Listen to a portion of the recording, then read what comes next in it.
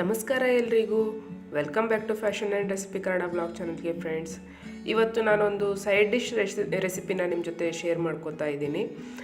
ಇದು ಚಪಾತಿ ಜೊತೆಗೆ, ದೋಸೆಗೆ, ಪೂರಿಗೆ, ಹಾಗೆ ಬ್ರೆಡ್ ಮೇಲ್ಗಡೆ ಲೈಕ್ ಬ್ರೆಡ್ ಸ್ಲೈಸ್ ಮೇಲ್ಗಡೆ ಇದನ್ನು ಸ್ಪ್ರೆಡ್ ಮಾಡಿ ಸಹ ಕೊಡ್ಬೋದು.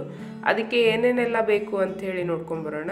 ಮೊದಲಿಗೆ ನಾನಿಲ್ಲಿ ದೊಡ್ಡದಾಗಿರೋ ಒಂದು ಟೊಮೆಟೊನ ಹೆಚ್ಕೊಂಡಿದ್ದೀನಿ, ಹಾಗೆ ಒಂದು ದೊಡ್ಡ ಈರುಳ್ಳಿನ, ಜೊತೆಗೆ 2 ಥರ ನಾನು ಹಸಿಮೆಣಸನ್ನು ನಾನು ಇಲ್ಲಿ ಕಟ್ ಮಾಡ್ಕೊಂಡಿದ್ದೀನಿ. ಒಂದು ಉದ್ದುದ್ದಕ್ಕೆ ನಾನು ಕಟ್ ಮಾಡ್ಕೊಂಡಿದ್ದೀನಿ, ಇನ್ನೊಂದನ್ನು ಸಣ್ಣದಾಗಿ ಕಟ್ ಮಾಡಿ ಇಟ್ಕೊಂಡಿದ್ದೀನಿ. ನಿಮ್ಮ ಇಷ್ಟದಂಗೆ ನೀವು ಕಟ್ ಮಾಡ್ಕೋಬೋದು.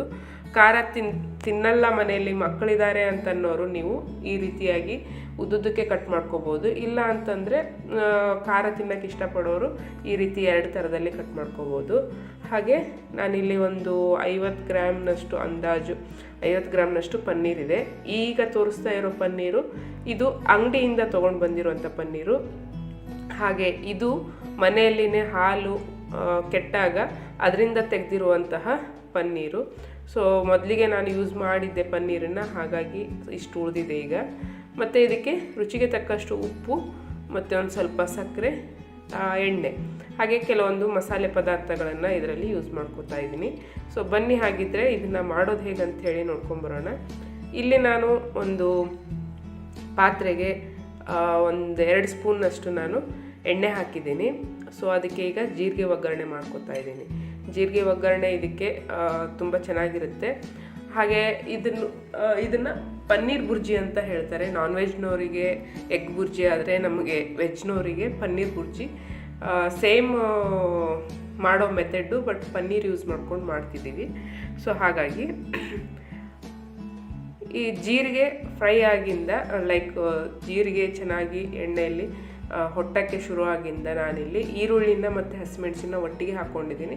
ಈರುಳ್ಳಿ ಹಸಿಮೆಣಸು ಹಾಕ್ಕೊಂಡು 1-2 ನಿಮಿಷ ಫ್ರೈ ಮಾಡಿಕೊಂಡ್ರೆ ಅದು ಟ್ರಾನ್ಸ್ಪರೆಂಟ್ ಆಗುತ್ತೆ. ಸೊ ಹಾಗೆ ಟ್ರಾನ್ಸ್ಪರೆಂಟ್ ಆಗ್ತಿದ್ದಂಗೆ ನಾನು ಟೊಮೆಟೊ ಹಣ್ಣನ್ನು ಹೆಚ್ಚಿಟ್ಕೊಂಡಿದ್ದೀನಿ. ಆದಷ್ಟು ಸಣ್ಣದಾಗಿ ಹೆಚ್ಚಿ ಫ್ರೆಂಡ್ಸ್, ಇದನ್ನು ತುಂಬ ಚೆನ್ನಾಗಿರುತ್ತೆ. ಈ ರೀತಿಯಾಗಿ ನಾವು ಫ್ರೈ ಮಾಡ್ತಾ ಇರಬೇಕಾದ್ರೆ ಪೂರ್ತಿ ಬೆಂದು ಸ್ಮ್ಯಾಶ್ ಆಗಿ ಬಿಡುತ್ತೆ. ಆವಾಗ ನಮಗೆ ತಿನ್ನೋಕ್ಕೆ ತುಂಬ ಚೆನ್ನಾಗಿರುತ್ತೆ. ದೊಡ್ಡದಾಗಿ ಹೆಚ್ಚೋದ್ರಿಂದ ಅಷ್ಟಾಗಿ ಬಾಯಿಗೆ ಸಿಗ್ತಾ ಇರುತ್ತೆ, ಅಷ್ಟಾಗಿ ಟೇಸ್ಟು ಬರಲ್ಲ.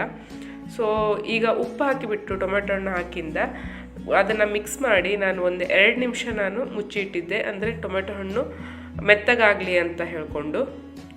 ಸೊ ಅದೀಗ ಮೆತ್ತಗಾಗಿದೆ. ಅದಕ್ಕೀಗ ನಾನಿಲ್ಲಿ ಅರಿಶಿನ, 1 ಚಮಚದಷ್ಟು ಖಾರದ ಪುಡಿ ಹಾಕಿಬಿಟ್ಟು ಮಿಕ್ಸ್ ಮಾಡ್ಕೊತಾ ಇದ್ದೀನಿ. ಈ ರೀತಿ ಖಾರದ ಪುಡಿ ಹಾಕೋಬೋದು. ಇಲ್ಲ ಅಂತಂದರೆ ನೀವು ಖಾರ ಕಡಿಮೆ ತಿಂತೀವಿ ಅಂತಂದರೆ ಬರೀ ಹಸಿಮೆಣಸಿಂದನೂ ಸಹ ಮಾಡ್ಕೋಬೋದು.